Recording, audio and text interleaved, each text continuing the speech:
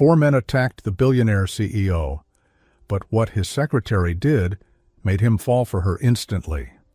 4 men stormed into the CEO's office. Their shouts shook the walls. Chairs toppled, papers scattered, everyone ran. Everyone except one woman, Isabella Reed, the secretary no one ever noticed. She didn't run, she stepped forward. Her voice broke the silence with 6 words that would change everything. Words so unexpected, even Adrian Blackwood, the billionaire CEO himself, froze in disbelief. And from that moment, nothing would ever be the same. Before we continue, if you enjoy touching and inspiring stories like this one, make sure to subscribe to the channel and leave a like. Now, let's get back to the story.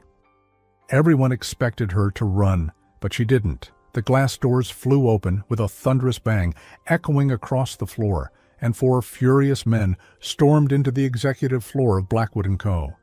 The air cracked with their anger. Assistants shrieked, chairs scraped back, phones clattered to the floor.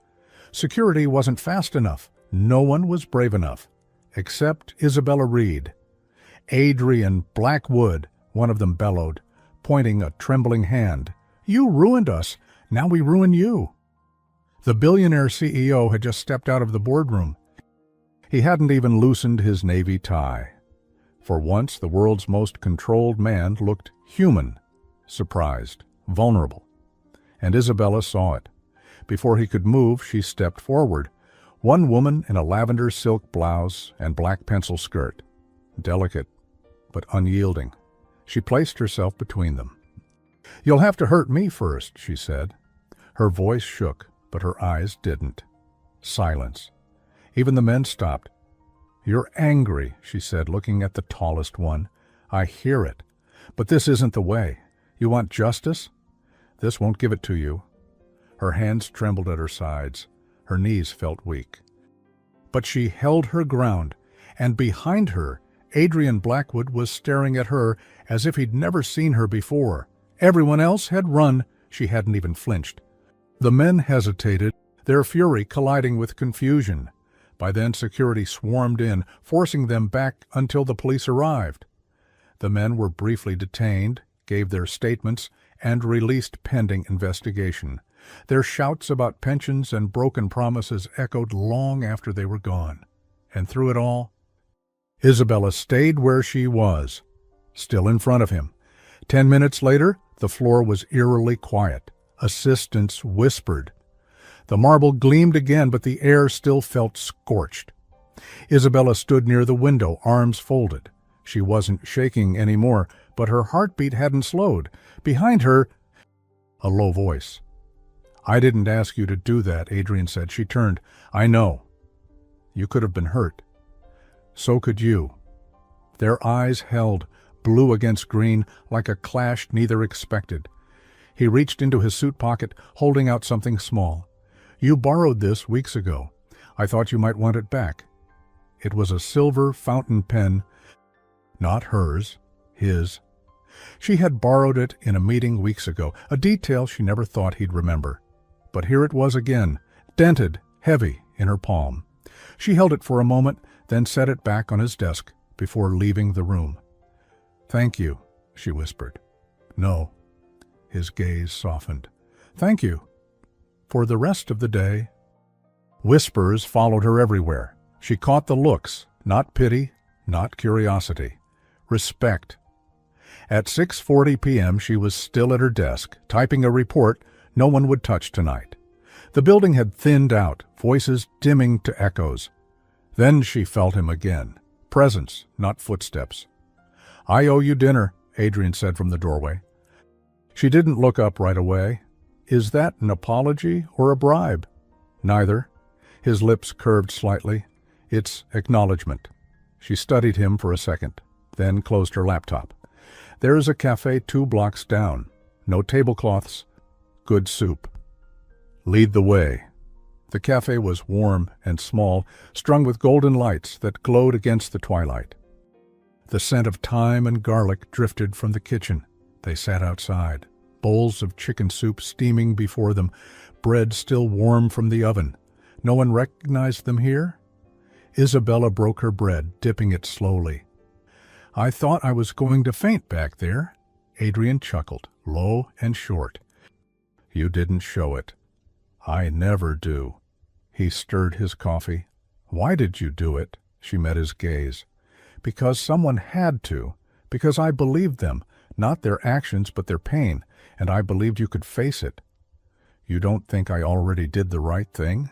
"I think the truth is rarely that simple." His jaw tightened. He didn't argue. For a while they just ate, bread half finished, soup cooling. The candle between them flickered as a breeze curled through the night. Two people, no roles, just truth. At last he leaned forward, voice quiet. "I used to care more." She looked at him, waiting. "I used to want to fix things," he said. "But the company grew, the stakes rose.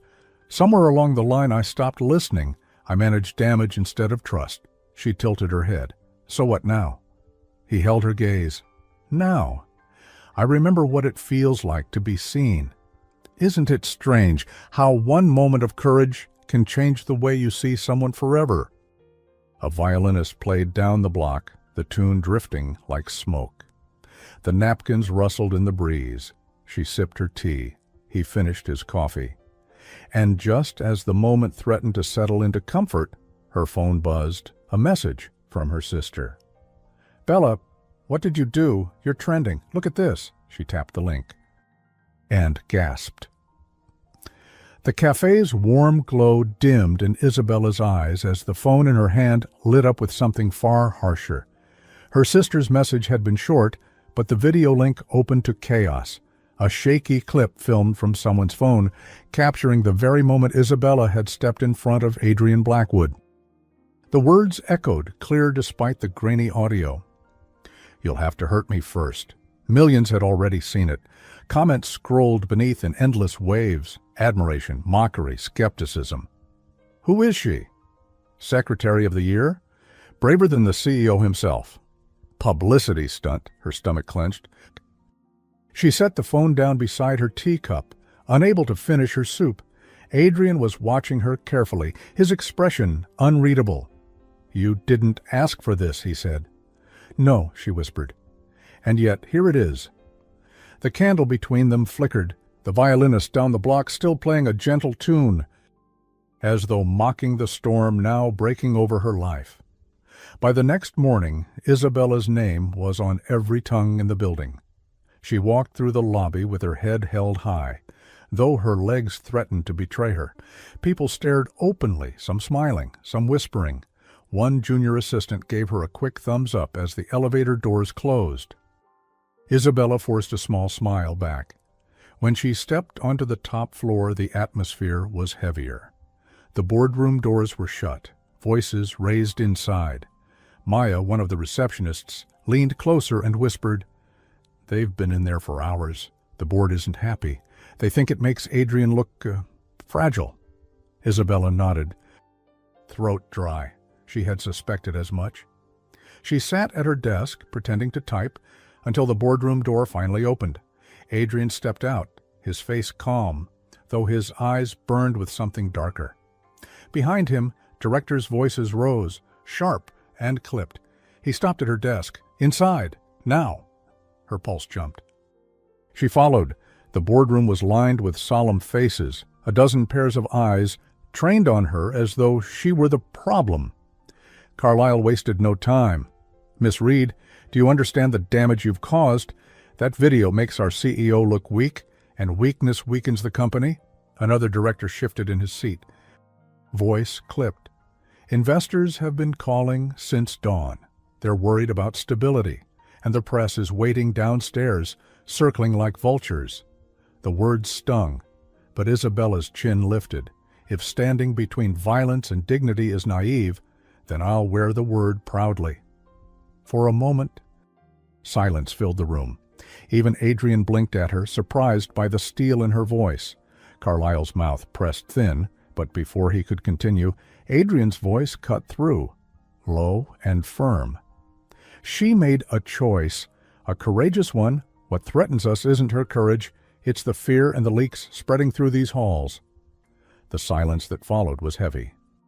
No one challenged him further.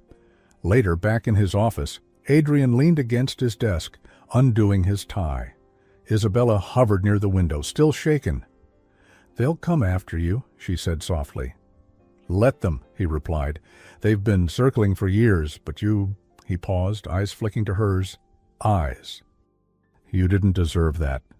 Her gaze fell to his desk. Half buried under reports lay the silver fountain pen. She ran her fingers along the dent without lifting it, then left it exactly where it was.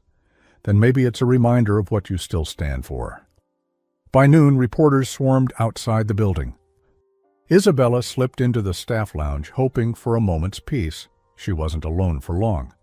Maya entered, balancing 2 takeout cups. "I thought you might need this." She handed one to Isabella. "Coffee?" Isabella asked. "Extra sugar, comfort in a cup," Maya said with a wink. They sat together. Sipping, the warmth steadied her, though anxiety lingered in her chest. "You know," Maya said, "half the staff are calling you a hero. The other half are convinced you're secretly dating him." Isabella nearly choked on her coffee. "Dating? Adrian Blackwood?" Maya laughed. "Hey, I didn't start it." "But the rumor mill is unstoppable." Isabella shook her head, though heat crept into her cheeks. That evening, as the office emptied, Isabella stayed late again. She needed the quiet, the safety of routine. She was gathering her things when a voice from the doorway startled her. "You should head home," Adrian said. She turned, startled. "So should you." He stepped inside, loosening his cufflinks. "I can't, not tonight." "Board troubles?" He gave a humorless laugh. "Always." Their eyes met, the unspoken tension thick between them. She felt it again, the weight of his gaze, the questions neither dared voice. And then another voice broke in, smooth, confident. "I hear you've been protecting him, Miss Reed. That makes you far more interesting than I imagined." Isabella blinked. A tall man in a navy coat stepped into view, his smile charming, but edged with mischief. Adrian's jaw tightened. "Daniel?" The newcomer extended a hand to Isabella. "Daniel Whitmore, investor, and perhaps your new ally." She hesitated, taking his hand. His grip was firm, his eyes calculating. The air shifted. Adrian stood rigid, silent, his green eyes narrowing. And Isabella knew. The storm had only just begun. The weight of Daniel Whitmore's hand lingered in Isabella's for a second longer than she wished. He had the confidence of someone who had never been told no, his smile both disarming and calculating. "I must admit," he said, his tone smooth as velvet, "when Adrian told us about his new secretary, I didn't expect this. The whole city is talking about you." Isabella slipped her hand back, folding it against her skirt. "I didn't ask for that attention." "Of course you didn't," Daniel said lightly. "But life rarely asks permission before putting us on stage, does it?" Adrian's jaw tightened. "Daniel, this isn't the time." "Oh, but it is," Daniel replied, his gaze never leaving Isabella. "Public perception is everything, and right now, she's the heroine of the Blackwood Tower. Perhaps the only one people trust?" Adrian bristled, his green eyes sharp. "She's not a tool for your games," Daniel chuckled. "Games? No, Adrian. Strategy. There's a difference."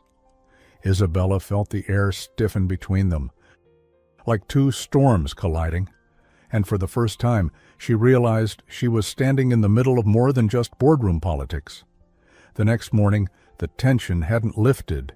If anything, it had grown heavier. Gossip now spilled like ink through every corridor.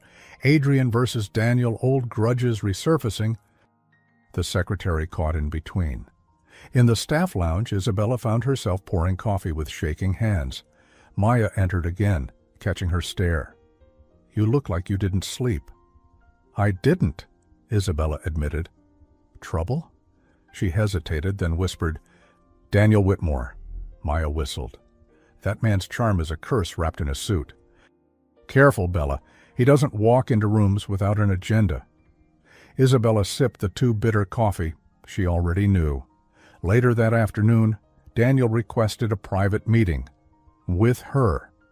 Against her better judgment, she went. They met in one of the smaller conference rooms. Daniel was already there. Leaning casually against the table, his navy coat draped over the back of a chair. "Miss Reed," he greeted warmly. "Please sit." She remained standing.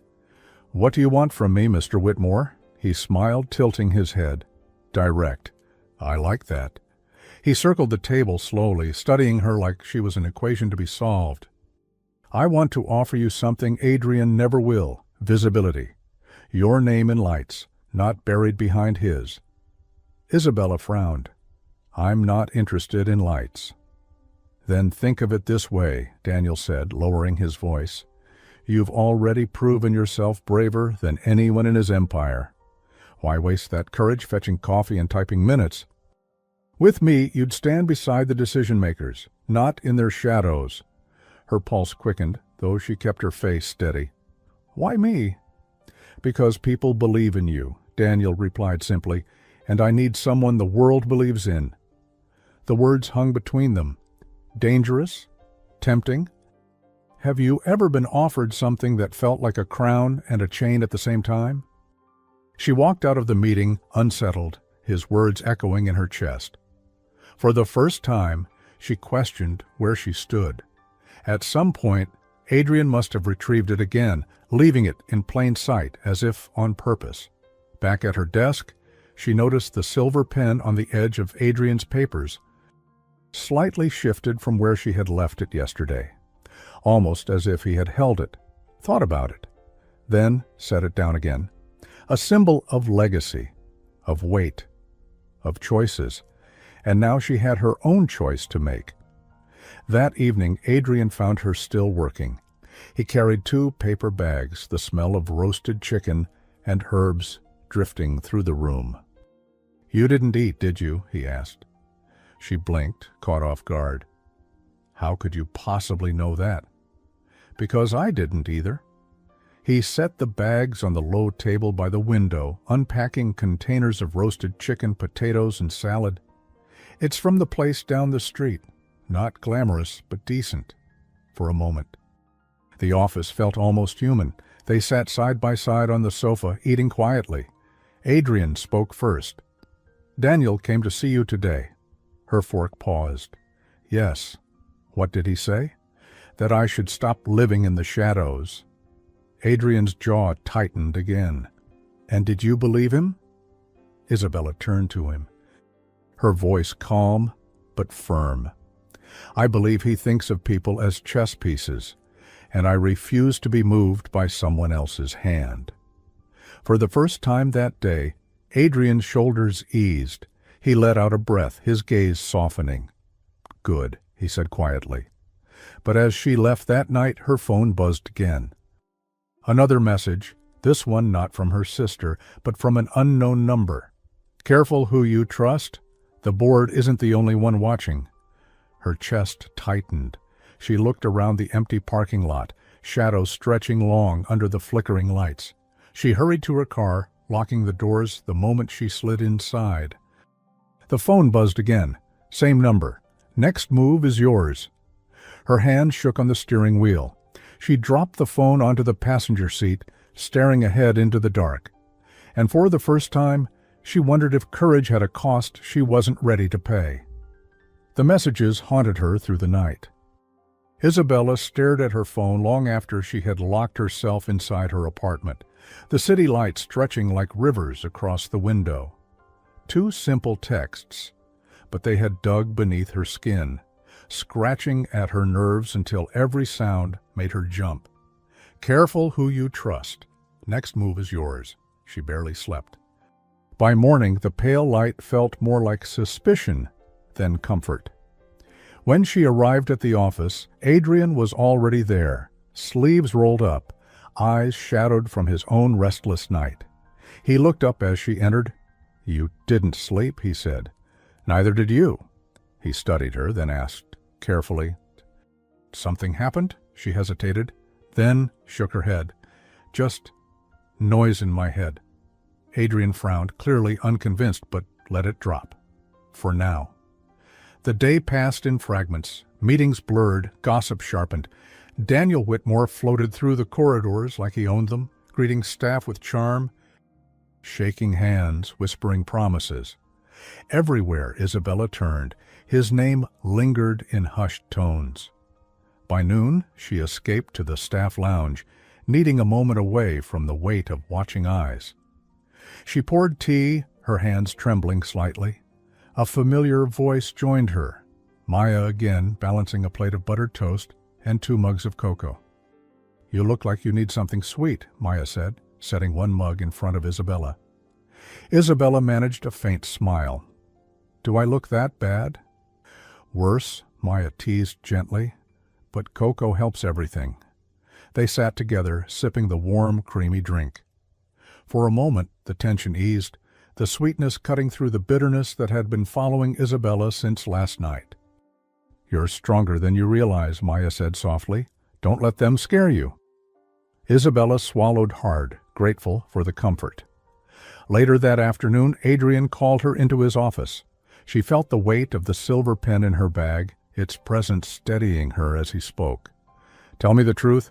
Tell me the—" "Isabella, did someone contact you?" She froze. "Why would you ask that?"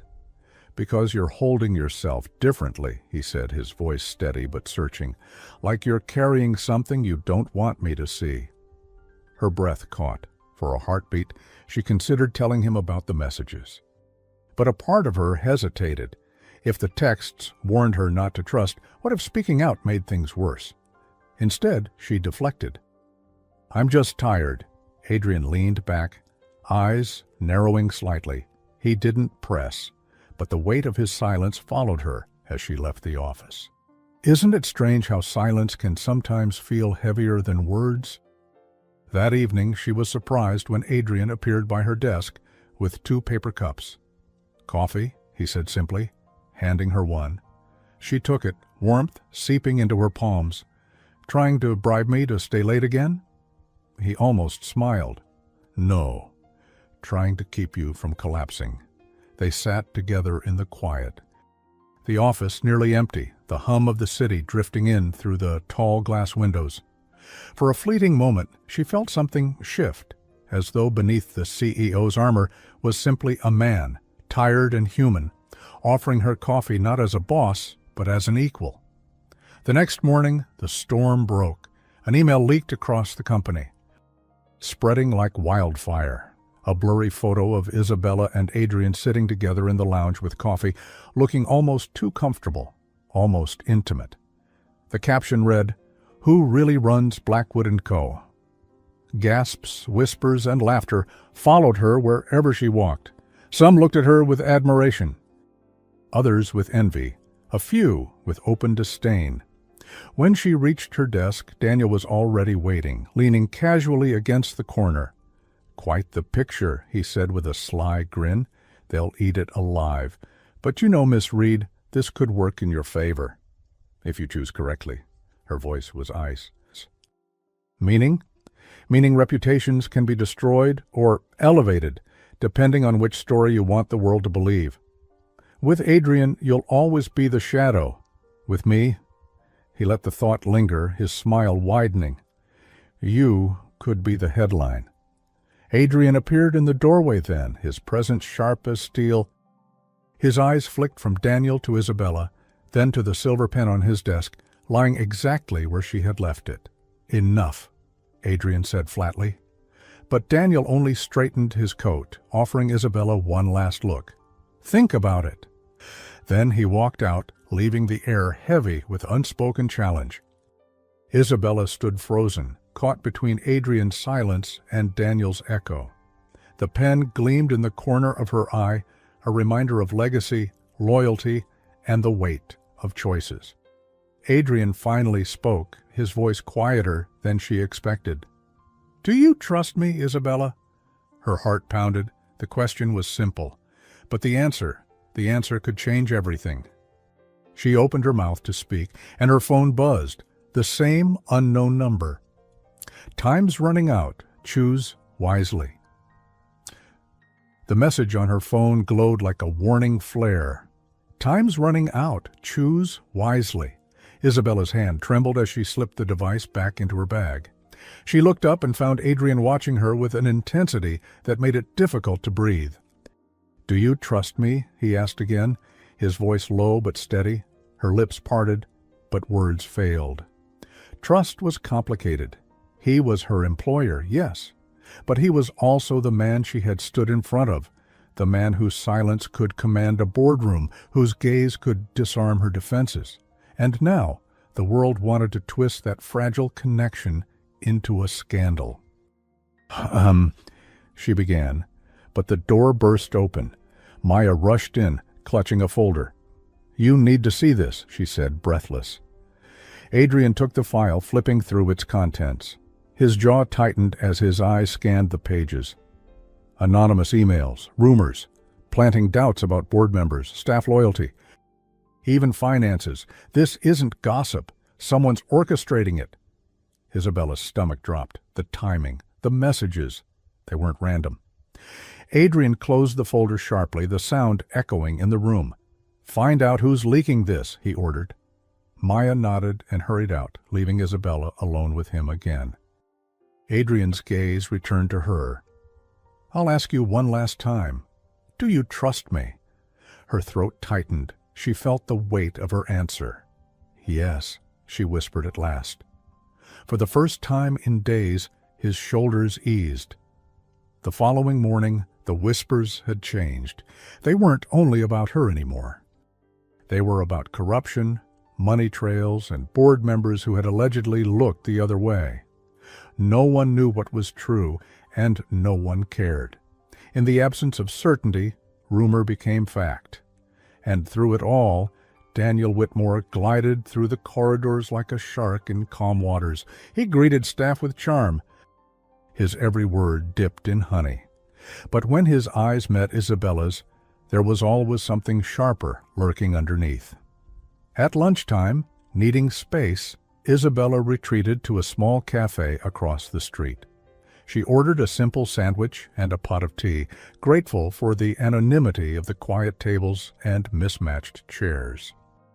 She had just taken her first bite when the chair across from her scraped back. Adrian sat down without asking, placing a plate of his own on the table. "You come here often?" he asked, almost casually. "Sometimes. It's quiet," she said, watching him stir his tea instead of coffee for once. They ate in silence for a while. The ordinariness of the meal a strange comfort. Finally, Adrian spoke. "Daniel will try to use you. He already is." "I know. Then promise me you won't let him." She looked at him across the small table, the soft hum of the cafe surrounding them. "I promise I'll make my own choices." For a moment. Their eyes held. Isn't it strange how a simple meal can sometimes feel more intimate than the grandest gesture? Adrian looked away first, focusing on his sandwich, as though grounding himself in something as basic as bread and meat. Later that evening, Isabella returned to her desk. She froze when she saw the silver pen lying atop her neatly stacked papers. She frowned, picking it up. She hadn't left it there. There was a note beneath it, written in clean, slanted handwriting. "Every legacy is built on loyalty. Where will yours lie?" She slipped the silver pen into her bag and didn't return it. From that night on, the pen stayed with her, heavy, secret, and hers. Her heart thudded painfully. Someone had been in her space, someone who knew the significance of the pen. He didn't stop her. Perhaps he even wanted her to keep it, a silent transfer of trust. The next day, the storm worsened. News outlets had picked up the leaked emails. Journalists crowded the sidewalks, cameras flashing whenever Adrian stepped out of his car. Inside, the tension was unbearable. Adrian and Daniel clashed openly during a board session, their words sharp, controlled only by the thin veneer of corporate civility. Isabella kept her head down, typing notes she knew no one would read, all the while sensing eyes on her back. Every glance between her and Adrian seemed to spark another whisper. By late afternoon, She sought refuge in the staff lounge. Maya was there again, munching on crackers. "You look like you're carrying the whole company on your shoulders," Maya said. "It feels that way," Isabella admitted. Pouring herself a cup of tea, Maya pushed the box toward her. "Eat something. Thinking is easier on a full stomach." Isabella laughed softly and took one, the salt on her tongue a small grounding relief. That night, when the building finally emptied, Isabella headed for the lobby. She was halfway across the marble floor when Daniel stepped into her path. His smile was smooth, but his eyes glittered with something colder. "You're being pulled in two directions, Miss Reed," he said. "Don't think I don't see it." "I don't belong to anyone's direction," she replied evenly. He leaned closer, lowering his voice. "Careful. Adrian may have your loyalty, but loyalty doesn't pay when empires fall. Align with me, and I'll make sure you're remembered for more than one brave moment in a viral video." She met his gaze, unflinching. "I'd rather be remembered for one true act than a lifetime of false promises." Daniel's smile didn't falter, but his eyes hardened. "Then I'll enjoy watching how far that courage carries you." He walked away, his coat swaying like a dark banner behind him. When Isabella finally reached her apartment, she was exhausted. She dropped her bag on the table and collapsed onto the sofa. Her phone buzzed. Another message. This time, it wasn't words. It was a photo. Her. Sitting in the cafe with Adrian. The angle was close. Too close. Someone had been there, watching. Her breath caught. She sat frozen, the phone shaking in her hand. Slowly, she reached into her bag and pulled out the silver pen, gripping it tightly. Its weight grounded her, reminding her of loyalty, of legacy, of choices. But the question in her mind echoed louder than any threat. Who was watching her, and what did they want? The photo wouldn't leave her mind. All night, Isabella stared at it. Her own image, captured without her knowing, sitting with Adrian in the cafe. The angle was too close, too deliberate. Someone had been there, watching, recording. She had replayed the moment in her head. Who had been in the cafe? Who might have seen them? Who would have cared enough to snap the photo? No matter how many times she retraced her steps, the answer evaded her. By morning, she had barely slept. Her reflection in the bathroom mirror was pale, her blue eyes shadowed by worry. She pinned her hair neatly, smoothed her lavender blouse, fastened her blazer. Each gesture was deliberate, as though dressing with precision could hold her together when her insides threatened to unravel. Dignity, she reminded herself, was sometimes the only shield she had left. When she reached the office, the tension was thicker than ever. Journalists swarmed the sidewalks, cameras flashing like a swarm of bees. Inside, whispers replaced greetings. The viral video that once painted her as brave was now mutating, speculation spreading like wildfire. She walked past clusters of staff who hushed the moment she entered. Heads bent, phones lifted. Someone snapped a picture, not even pretending to hide it. Inside the elevator, she clutched her bag tighter, the silver pen pressing firmly against her palm through the fabric. Its weight anchored her. She wasn't entirely defenseless. Adrian was waiting in his office when she arrived. His jacket was off. Sleeves rolled, tie loose. He looked exhausted, shadows under his green eyes, but when he saw her, something in his face softened. "You're being followed," he said flatly. Her stomach twisted. "How do you know?" He slid a thin file across the desk. Inside were photos, grainy shots of her arriving at the building, leaving late at night, even crossing the street. Some matched the photos she had received. Her throat tightened. "How long has this been happening?" "Long enough," Adrian said. His voice clipped, though beneath the anger she heard something else. Fear. "Someone is tracking you! Us!" Isabella sat slowly, fingers brushing the pen in her bag as if it could lend her strength. "Why me?" Adrian's gaze didn't waver. "Because you matter." The words startled her. For a moment she forgot how to breathe. By noon, Adrian refused to let her disappear into solitude. They ate lunch together in his office, nothing extravagant, just take-out containers of pasta from a small Italian place nearby. He slid one across the desk toward her.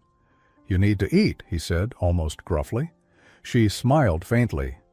"You're starting to sound like Maya." Maybe she's right. The scent of basil and garlic filled the office. They ate in silence. The sound of forks scraping against cardboard containers, strangely comforting. Finally, Isabella spoke. "You said someone is tracking us. Do you think it's Daniel?" Adrian's jaw tightened. "It has his fingerprints. He thrives on pressure. But he's not alone. Someone inside is feeding him." She twirled her fork slowly, appetite fading.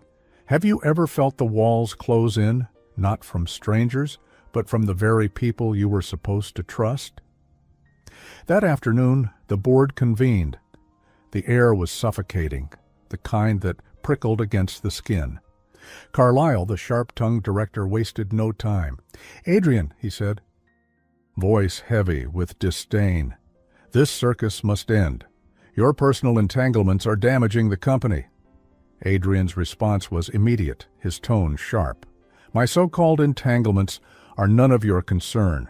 What you should be worried about is who among you is leaking confidential information." Murmurs rippled across the table. Eyes darted. Carlyle smirked. "Convenient excuse. Perhaps you've simply lost your grip." Isabella sat quietly, her pen poised over the notepad, though her hand trembled. She could feel Daniel's gaze on her from across the table. He wasn't speaking, but his silence carried weight. When the meeting finally broke, Daniel lingered, blocking her path in the corridor. "You're caught in a storm, Miss Reed," he said smoothly. "Wouldn't it be easier to step into calmer waters?" "I prefer to stand where the truth is," she answered, steady despite the tension in her chest. Daniel's smile widened, though his eyes darkened. "Brave, but bravery is expensive. I wonder, can you afford it?" That evening, Isabella worked late again. The office was nearly empty, the hum of the city beyond the glass.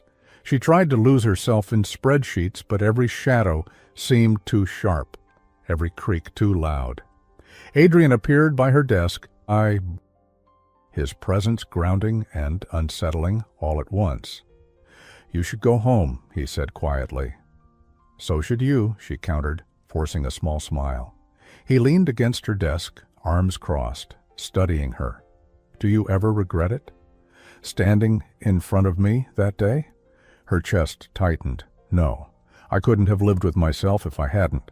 His eyes softened, and for a moment the hard edges of his face melted. "Neither could I." The silence between them was almost tender, humming with something neither dared to name. When Isabella finally left, the night air was cool against her skin. The parking lot was too quiet, shadows stretching long between rows of cars. She walked quickly, clutching her bag close. A sound broke the stillness. Footsteps. Too deliberate to be coincidence. Her breath caught. She turned, but the shadows shifted faster than her eyes could adjust. A figure slipped between cars, silent, watching. Her pulse raced. She quickened her steps, fumbling for her keys. The metallic click of her heels echoed like a drumbeat. She slid into her car, locking the doors immediately. Her chest heaved, her breath shallow. Her phone buzzed. A new message. "You don't belong to him. Not yet." Her hands shook violently. She dropped the phone onto the passenger seat, where it landed against the silver pen. The dented barrel caught the faint glow of the dashboard light, glinting like an omen. She gripped the wheel, staring into the dark. And for the first time, she wondered if her act of courage had painted a target on her back that no shield could erase. The sleep became a stranger to Isabella. Every creak in her apartment set her nerves on edge. Every passing car felt like eyes lingering too long. The message from the night before echoed relentlessly in her head. "You don't belong to him, not yet." By morning she was pale, but determined. If she showed fear, they would win. She pulled her blazer over her shoulders like armor, tucked the silver fountain pen securely into her bag, and faced the day. When she arrived at the office, Maya was waiting by her desk with a worried frown. "Bella, you look awful." "Good morning to you too," Isabella said softly, forcing a smile. "I mean it. Did you even sleep?" "Not much," Maya lowered her voice. "Something's wrong. I can see it." Isabella hesitated, then whispered, "I'll be fine. I have to be." Maya squeezed her arm gently. "You're stronger than all of them put together. Don't forget that." Inside his office, Adrian was pacing, phone pressed to his ear. His tone was clipped, each word a blade. "They're circling like vultures," he muttered as soon as he hung up. "The press, the board, investors. Daniel's stirring the pot, and no one knows where the leaks are coming from." "Maybe," Isabella said carefully. "They're coming from more than one place." He stopped pacing, green eyes locking onto hers. "What do you mean?" She pulled the photo from her bag, the one she'd received, the one too close to be coincidence, and placed it on his desk. Adrian's jaw clenched as he stared at it. "Where did you get this?" "It was sent to me from an unknown number." The silence stretched. His voice dropped. "Sharper now. Why didn't you tell me sooner?" Her throat tightened. "Because I wasn't sure who I could trust." The words cut deeper than she meant, but they were true. His anger dimmed, though the pain in his eyes was harder to face than any raised voice. Isn't it terrifying how quickly doubt can grow between two people who need each other most? The morning dragged on, the weight of suspicion thickening in every corridor. Carlyle's voice still echoed in Isabella's head, sharp and merciless. But it was Daniel's silence that unsettled her most. He didn't need to raise his voice. His presence alone was pressure, and everywhere she turned the storm felt closer. By afternoon, the tension had settled into her bones. Each whisper felt sharper, each look heavier. By the time she made it to the staff lounge, Isabella's head throbbed. Maya was already there, perched with a tray of bagels and 2 steaming mugs of coffee. "Eat," Maya insisted, pushing a plate toward her. Isabella managed a weak laugh. "Do I look that desperate?" "Like a ghost," Maya said bluntly. "A ghost who hasn't eaten in a century." Isabella broke off a piece of bagel, the warmth and salt grounding her. For a fleeting moment, it felt normal again. Just 2 women sharing food, gossiping about nothing. Trying to survive the storm. "You think the whole world's gone mad?" Isabella asked quietly. Maya shrugged, chewing. "The world's always mad. Some days we just notice it more." They both laughed softly, the sound fragile but precious. That evening, Adrian called Isabella into his office again. The blinds were half drawn, the city glowing like molten gold through the tall windows. Her hand brushed against the silver pen inside her bag, a quiet anchor as she listened to him. "My father gave me this when I became CEO," he said. "He told me it would remind me that words carry weight, that signatures change lives." Isabella's eyes lingered on the pen, its gleam catching the fading light. "Do you still believe that?" "I want to," Adrian admitted, his voice low. "But lately, I wonder if all I've signed away is my soul." His vulnerability unsettled her more than his power ever had. She wanted to speak, to comfort, but the words caught in her throat. Later, when most of the building had emptied, Isabella packed her bag. The corridors were quiet, shadows stretching long. She stepped into the garage, the air cool and echoing. Her heels clicked against the concrete as she hurried toward her car. Then she felt it, the prickle of being watched. Her steps quickened. Her heart pounded. "Who's there?" she called, her voice trembling. Silence. Then footsteps, slow, deliberate. From the shadows, a figure emerged into the dim light. Daniel.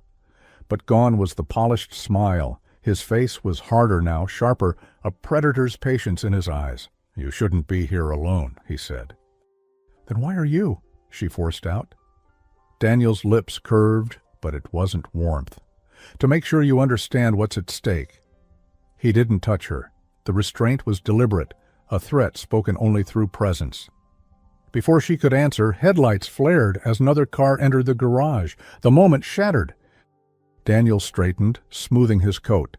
"Think carefully, Miss Reed. Every choice writes a story. Which one will be yours?"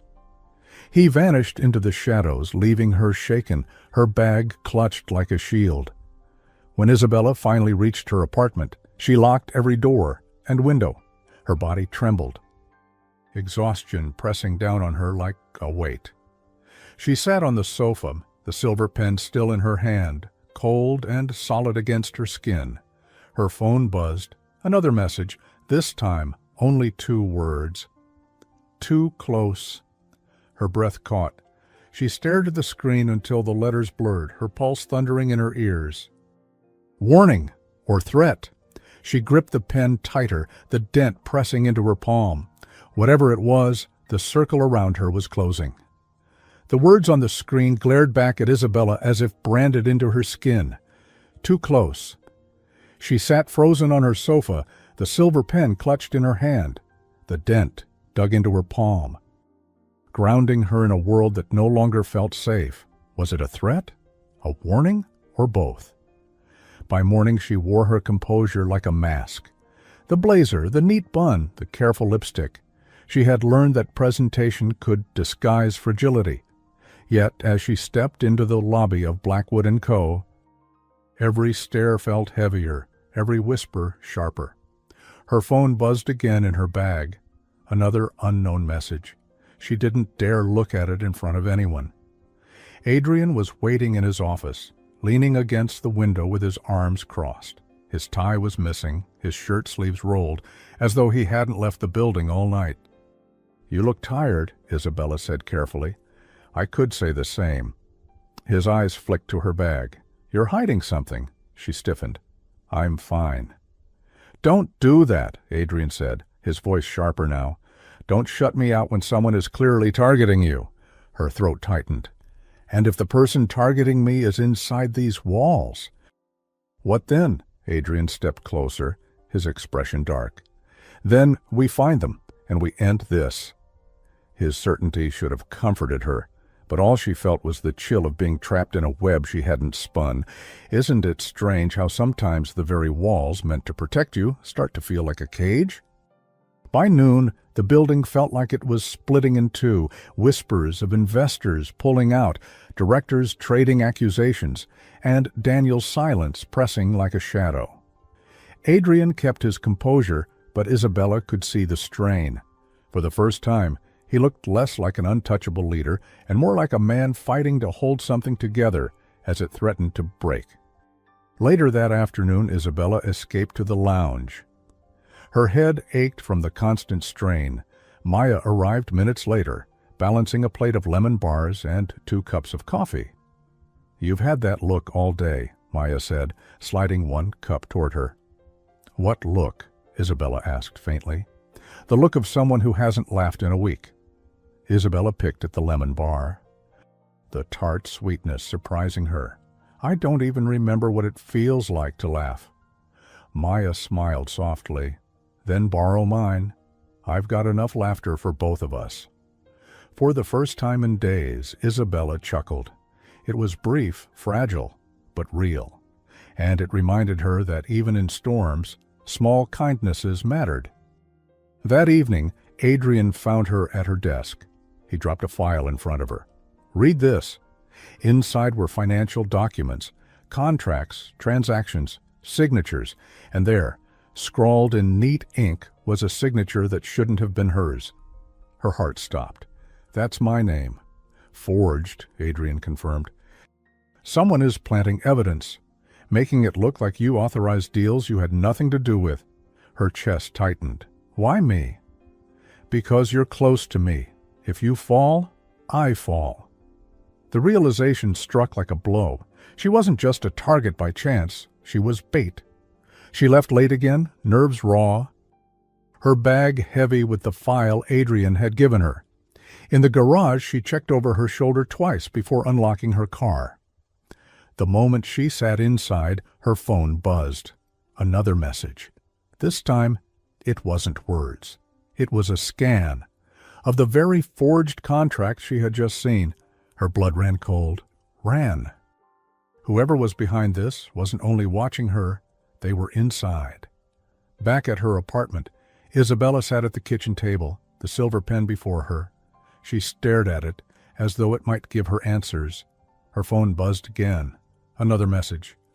Loyalty is a dangerous game. Her hand shook. She reached for the pen.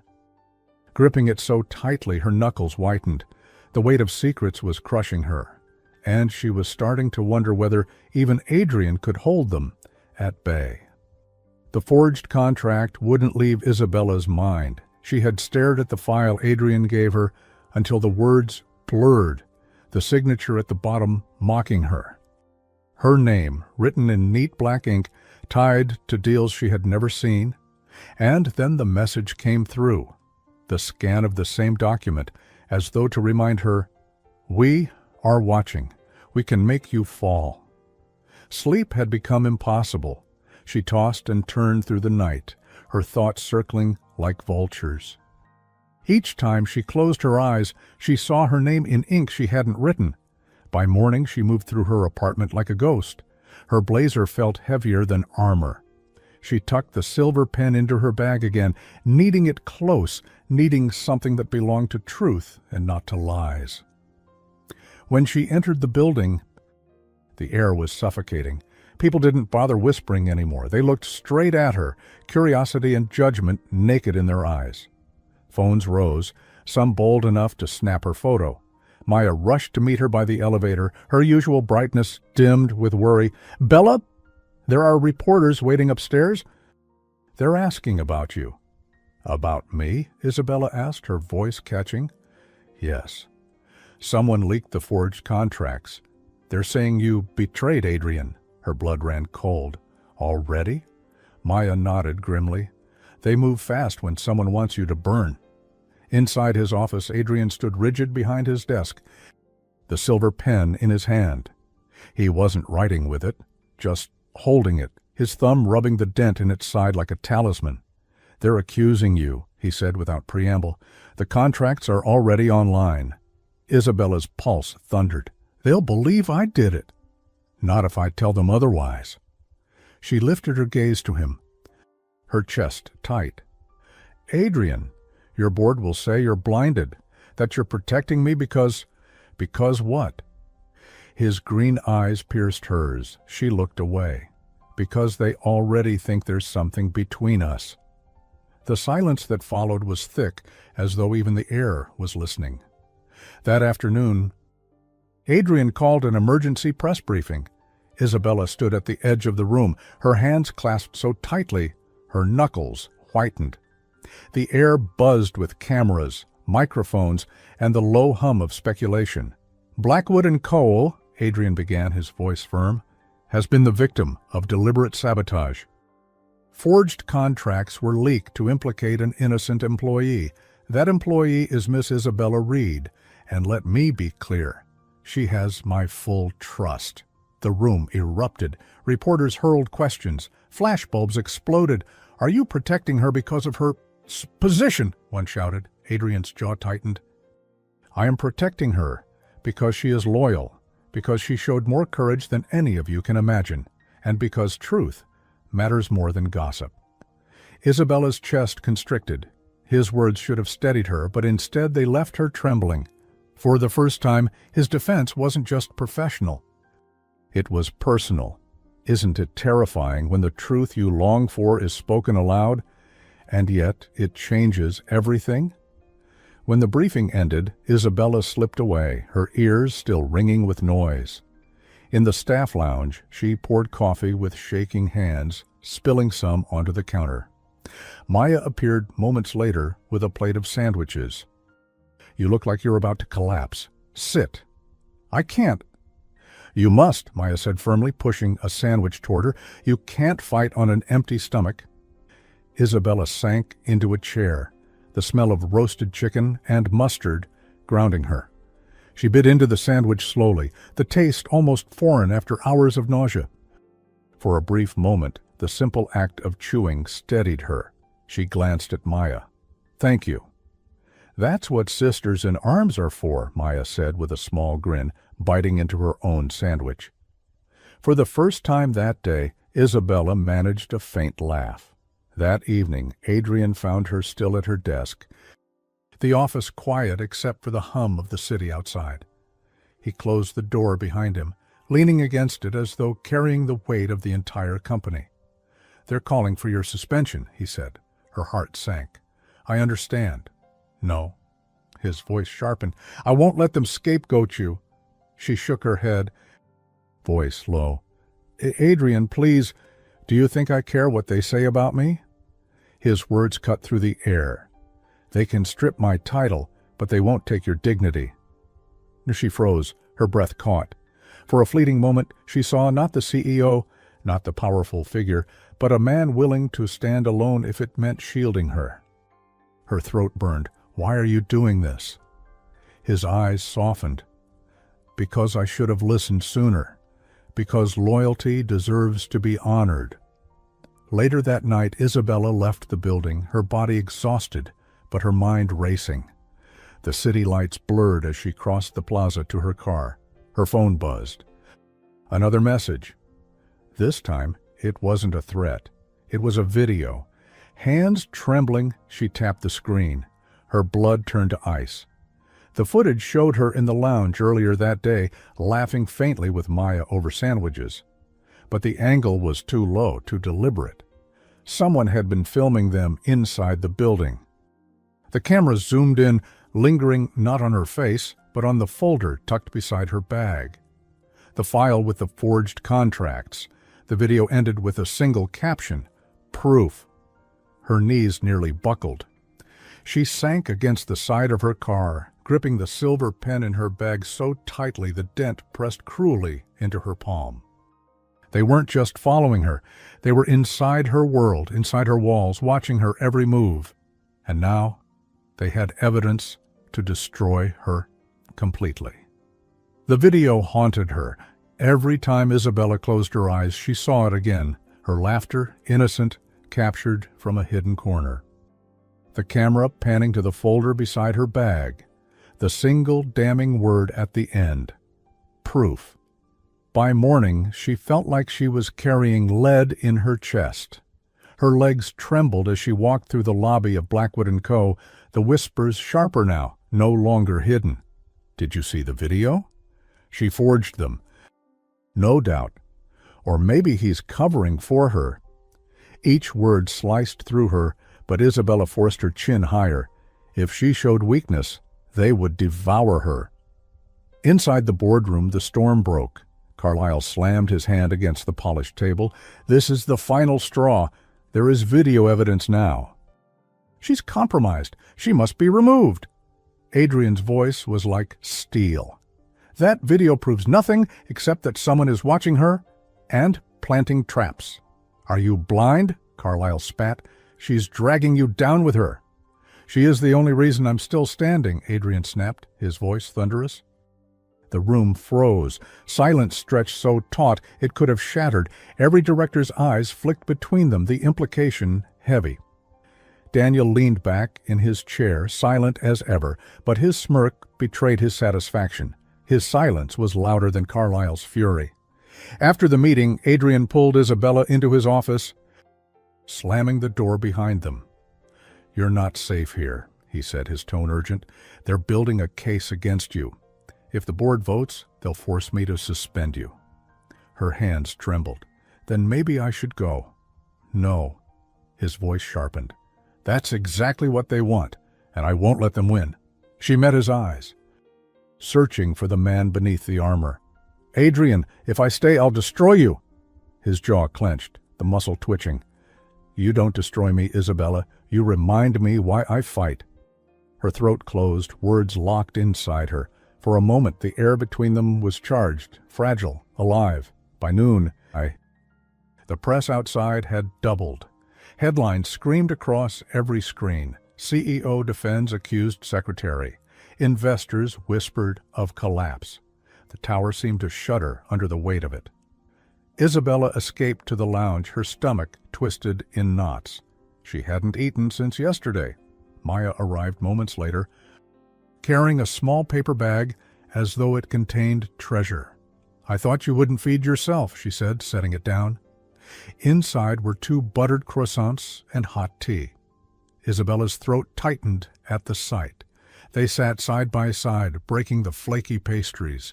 The butter melted across her tongue, warm and grounding.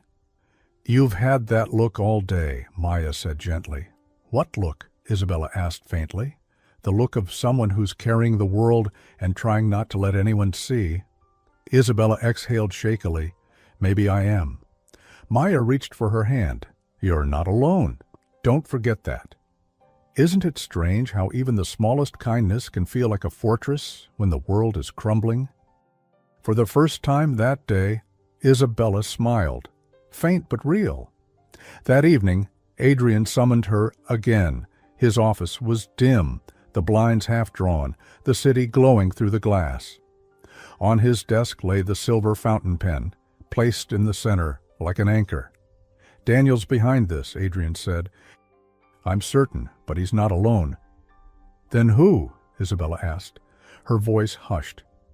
Adrian tapped the pen once, the sound sharp. "Someone inside. Someone close enough to know your schedule, your desk, your files." Her stomach twisted. "You think it's Carlyle?" "Maybe, but Carlyle doesn't hide his hatred." "Whoever this is, hides behind shadows." The words chilled her more than fire. Suddenly, the door burst open. A security officer stumbled in, pale and breathless. "Sir, you need to come. Now. There's been a breach." Adrian bolted upright.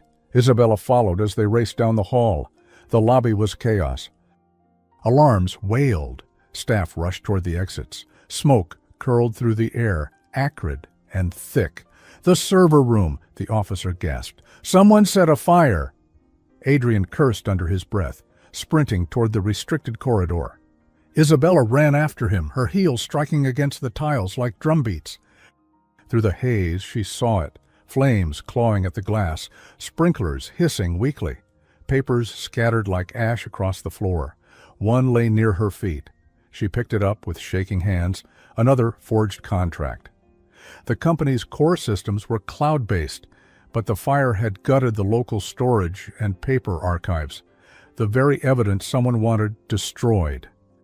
Her name at the bottom, her knees weakened. Someone wanted her framed so badly they were willing to burn the building for it. Adrian pulled her back as heat pressed against her skin. Security rushed in with extinguishers, shouts echoing through the corridor. "This is sabotage," Adrian said hoarsely. "They're destroying evidence, Chumming, and pinning the rest on you." Isabella clutched her bag, the silver pen digging into her side. For the first time, she realized it wasn't only a symbol, it was survival. Adrian's hand gripped her arm, steadying her. His voice was firm, almost desperate. "Stay with me." "Isabella, no matter what happens, stay with me." Her heart stuttered at the raw plea in his tone. When the flames were subdued, smoke still lingered like a ghost in the lobby. The crowd of evacuees stared through the glass doors, where reporters pressed forward with cameras flashing. Isabella stood beside Adrian, ash streaking her blazer, her face pale but unbowed, and that was when Daniel appeared at the far end of the lobby, untouched by chaos, his coat perfectly in place, his shoes gleaming as if he had walked through calm streets, not fire. "Terrible accident, isn't it?" he drawled. "But at least now the world knows where the smoke comes from." His eyes slid to Isabella, cold and deliberate, his smirk a knife, and she knew the fire was only the beginning. The smell of smoke clung to Isabella's clothes long after the fire was contained. Reporters shouted questions through the glass doors, flashes lighting the night like lightning.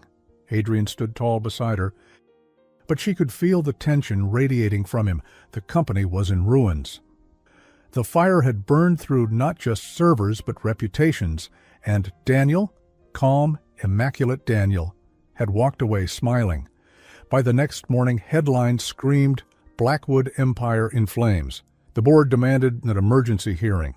The weight of suspicion pressed heavier on Isabella than ever. When she stepped into the boardroom, Whispers sharpened to knives. Carlyle's glare could have sliced steel. "This has gone too far," he declared. "The girl must go. The fire, the forged contracts, the video, all roads lead to her." Isabella lifted her chin. "All roads lead to the truth, and it isn't me." Carlyle scoffed, but Adrian's voice rose. "Enough. Let her speak." Her hands trembled as she set her bag on the table. From inside, she withdrew the silver pen. The polished steel gleamed under the harsh lights. "This pen," she said softly, "was left on my desk by someone who wanted to remind me of loyalty. But loyalty means nothing if it's built on lies. Someone inside this company forged my name and planted evidence. I won't let them hide in shadows anymore." She slid the forged contract onto the table. "I never signed this, but whoever did made a mistake. The signature isn't just ink, it's metadata. Every scanned document carries an imprint of the device that created it."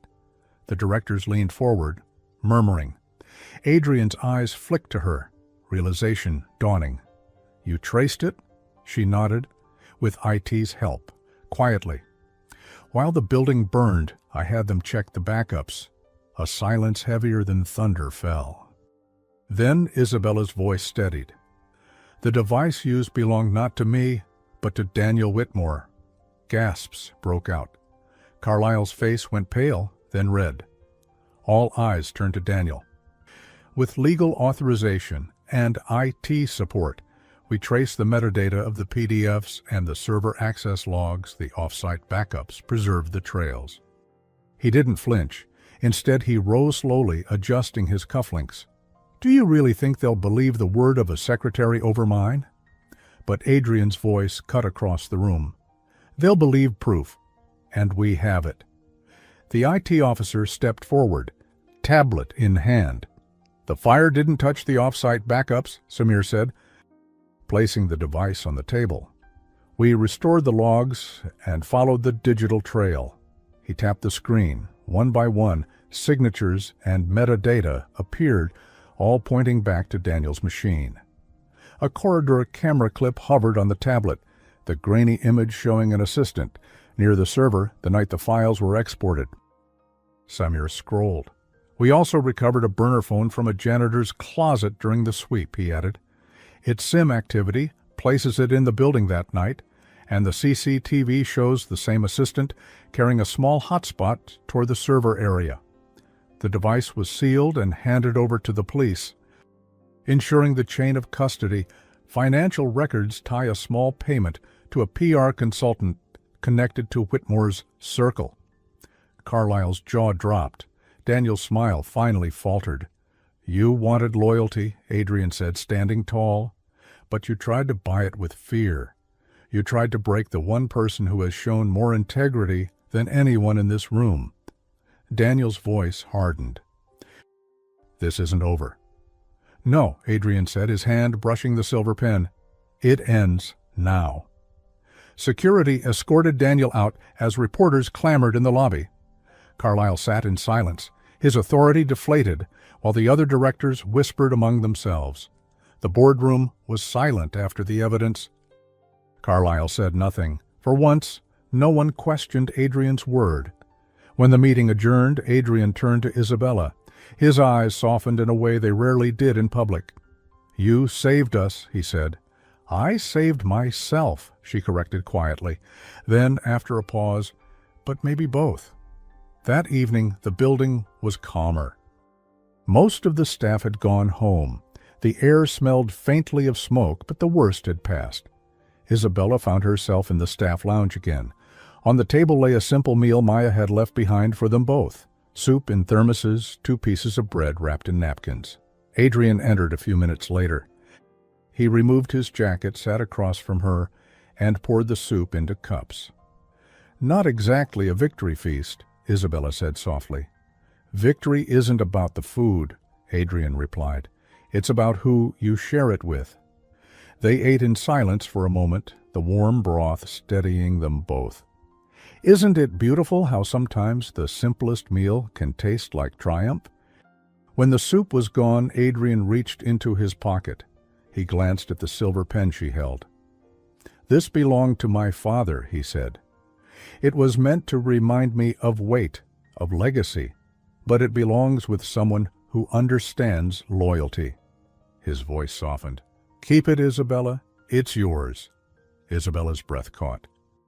"Adrian, I can't—" "Yes, you can, because it was never about contracts or signatures. It was about courage, and you've shown more of that than anyone I've ever known."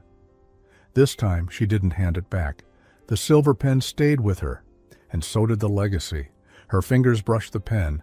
The metal was cool, but in her hands it felt alive. Adrian's eyes searched hers, steady, unguarded. "You stood in front of me that day. You've stood beside me ever since. And His voice faltered, raw. "I can't imagine standing without you anymore." Isabella's throat tightened. The world seemed to hold its breath. "I didn't protect you because of duty," she whispered.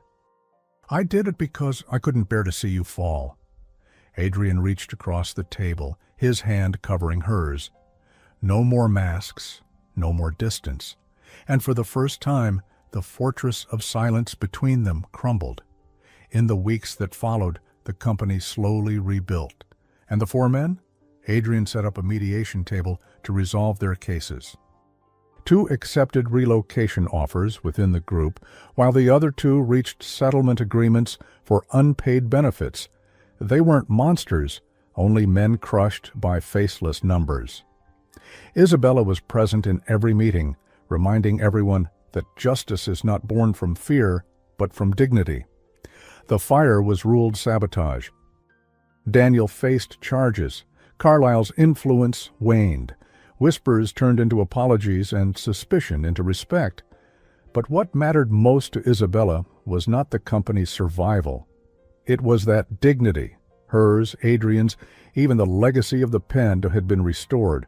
One act of courage had begun it. Truth had carried it through, and love, quiet but unshakable, had sealed it. The end. What about you? If standing for truth meant risking everything, your name, your job, your reputation, would you have done it? Comment below, tell me your thoughts, and rate this story from 0 to 10. Don't forget to like and subscribe if you want more stories like this. Until next time, thank you for listening, and I'll see you in the next story.